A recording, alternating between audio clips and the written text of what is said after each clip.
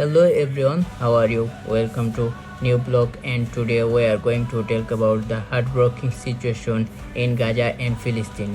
ফিলিস্তিনে বিশেষ করে গাজায় এখন ভয়াবহ মানবিক সংকটের মুখে। Every single day bombing are destroying homes, schools and hospitals. Thousands of innocent people are suffering.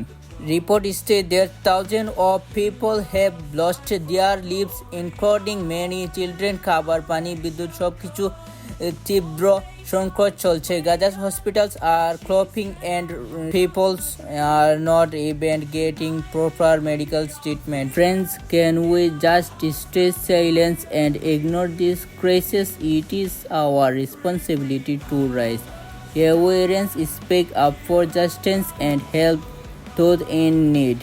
If you want to help, there are many humanitarian organizations working on the ground. দোয়া করেন, সচেতনতা বাড়ান এবং গাজার নির্যাতন মানুষদের জন্য পাশে দাঁড়ান। Every small action counts.